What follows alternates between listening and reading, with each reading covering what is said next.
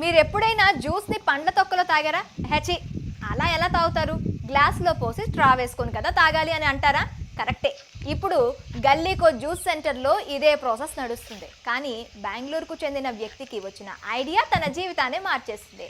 తన జ్యూస్ షాప్లో 50 రూపాయలు సంపాదన నుంచి రోజుకు 50,000 సంపాదించే రేంజ్కి ఎదిగాడు.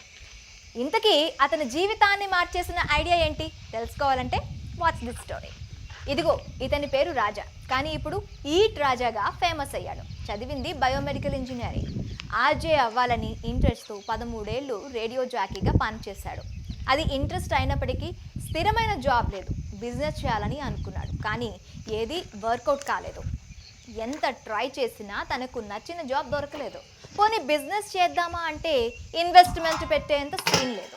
అయితే రాజా నాన్నకు జ్యూస్ షాప్ ఉండేది. దాని ఆదాయం అంతంత మాత్రమే.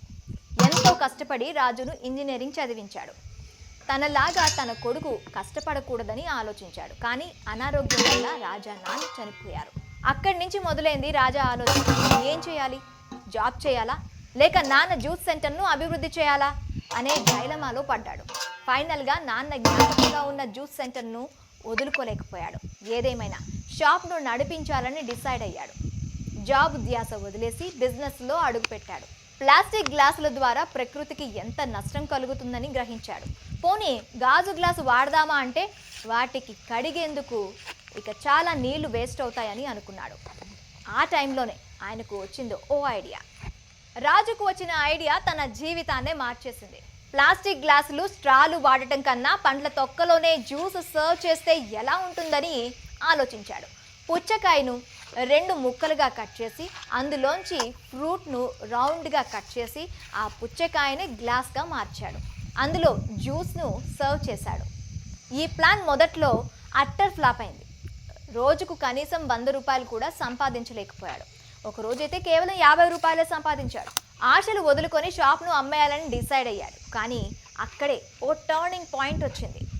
నిజానికి రాజుకు తెలియకుండానే ఆ జ్యూస్ షాప్ చాలా ఫేమస్ అయింది. సోషల్ మీడియాలో జ్యూస్ సర్వింగ్ టెక్నిక్ వైరల్ అయింది. దీంతో రాజా షాప్కు జనం క్యూ కట్టారు. ప్లాస్టిక్ వాడకాన్ని నిషేధిస్తూ రాజు తెచ్చిన ఐడియా ఇప్పుడు ట్రెండ్ అవుతోంది. ఇదిలా ఉంటే జ్యూస్ సెంటర్లో ఎన్నో ఆఫర్లు కూడా పెట్టాడు రాజా. సిగరెట్ క్విట్ చేస్తే ఫ్రీ జ్యూస్ ఇస్తాడు. తాను ఇచ్చిన మ్యాథ్స్ ప్రాబ్లమ్స్ను సాల్వ్ చేస్తే ఫ్రీ జ్యూస్ శాంక్షన్ చేస్తాడు. ఇక స్టీల్ గ్లాస్ ఇంటి నుంచి తెచ్చుకుంటే 20 రూపాయలకే జ్యూస్ ఇస్తాడు. ఇలా ఎన్నో ఆఫర్లు పెట్టి కస్టమర్లను అట్రాక్ట్ చేశాడు ఈ ఈట్ రాజా. ఇక పండ్ల తొక్కలో జ్యూస్ సర్వ్ చేసిన తర్వాత కూడా తొక్కలు మిగిలితే వాటిని ఆవులకు తినిపిస్తాడు రాజా. మట్టిలో నుంచి వచ్చింది మట్టిలోకే వెళ్ళాలి అనే ముఖ్య ఉద్దేశంతో ఈ జ్యూస్ సెంటర్ నడిపిస్తున్నాడు. అంతేకాదు ప్లాస్టిక్ను కూడా పూర్తిగా బ్యాన్ చేశాడు. పైగా రోజుకు 50 రూపాయలు సంపాదించే రేంజ్ నుంచి రోజుకు 50,000 రూపాయలు సంపాదించే రేంజ్కు వచ్చాడు.